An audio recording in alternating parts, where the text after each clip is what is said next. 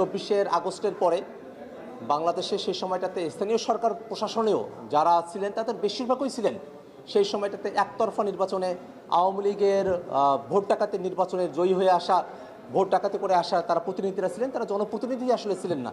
তো সেই সময়ের একটা প্রেক্ষাপটে অন্তর্বর্তীকালীন সরকার যে আইনটা পাশ করেছিল, সেই আইনটাকে, যেটা একটা বিশেষ পরিস্থিতির জন্য আইন, সেটাকে একটা স্বাভাবিক পরিস্থিতিতে এসে বিএনপি অধ্যাদেশটাকে আজকে তারা বলবৎকরণ করার দিকে তারা অগ্রসর হয়েছে, আইন করার দিকে অগ্রসর হয়েছে। এই পুরো সিনারিওতে একটা জিনিস ধরা পড়ে যে যে আইনগুলো সরকারের ক্ষমতাকে বৃদ্ধি করতে পারে সেই আইনগুলোকে তারা আইনে পরিণত করছেন, আর যেই অধ্যাদেশগুলো সরকারের যে ক্ষমতা আছে সেখানে জবাবদিহিতা নিশ্চিত করতে পারে সেই অধ্যাদেশগুলোকে তারা যে কোনোভাবেই হোক তারা সেটাকে বাতিল করে দিচ্ছেন। এই যে দ্বিমুখী অবস্থান, সেটা আমাদের জাতির জন্য কখনো এটা ভালো একটা ব্যাপার হতে পারে না। আমরা মনে করি যে জনগণের যে বক্তব্য সেটা আমরা সংসদে উপস্থাপন করতে পেরেছি।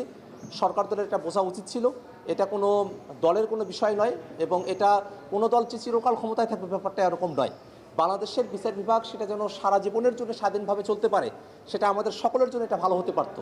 আমরা সরকারি দলে থাকি আর বিরোধী দলে থাকি, বাংলাদেশের বিচার বিভাগ স্বাধীন থাকবে, স্বাধীনভাবে তাদের কার্যক্রম করে পরিচালনা করবে। সে জায়গায় যে একটা অন্তরায় তৈরি করা হলো, সেই দুঃখবোধ নিয়ে এখন সামনের দিনে আমাদেরকে আমাদের জনগণকে সাথে নিয়ে আমাদের কর্মসূচি নিয়ে আমাদের আগায় যেতে হবে। বিরোধী দল আমরা আমাদের কনসার্নগুলো সেখানে উপস্থাপন করছি।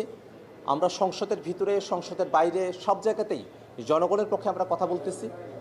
এখন সরকারি দল যেহেতু তাদের 2/3 মেজরিটি আছে, এই কারণে তারা তাদের মতো করে সিদ্ধান্তগুলো গ্রহণ করছে একতরফাভাবে। যদি এমনটা হতো যে আসলেই তারা বিরোধী দলের কনসার্নগুলোকে তারা গুরুত্বের সঙ্গে দেখেন বা জনগণের যে চাওয়া পাওয়ার বিষয়গুলো আছে সেটাকে গুরুত্বের সঙ্গে দেখেন এবং জনমত যাচাইয়ে যদি এই আইনগুলোকে প্রেরণ করা হতো, তাহলে এই জনমতে আমার বিশ্বাস যে বাংলাদেশের অধিকাংশ মানুষ যারা জুলাই পরবর্তী বাংলাদেশকে নতুন করে গড়তে চেয়েছিলেন, গণভোটে 70% তারা ভোট দিয়েছিলেন, সেই মানুষেরাই তো বাংলাদেশে তারা আছেন, তারা আসলে এই সংস্কারগুলোর পক্ষে থাকতেন। কিন্তু বিএনপি আসলে জনগণ পর্যন্ত সংস্কারের ইস্যুটাকে নিয়ে যেতে চায় না।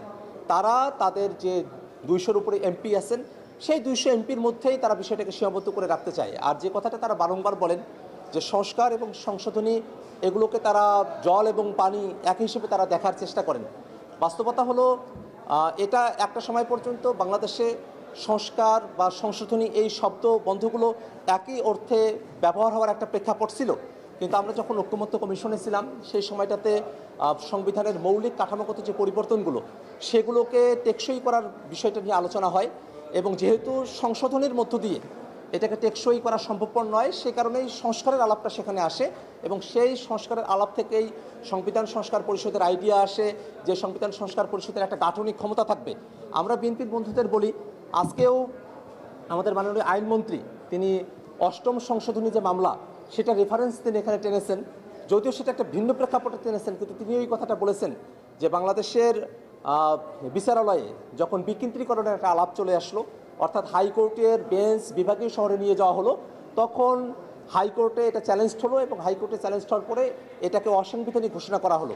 একই বিষয়টা কিন্তু আমরা আবার জুলাই সনদে সকল দল আমরা কিন্তু এই জায়গায় একমত, কোনো দলের কিন্তু নোট অফ ডিসেন্ট নাই হাইকোর্টকে বিভাগীয় শহরে নিয়ে যাওয়ার ক্ষেত্রে।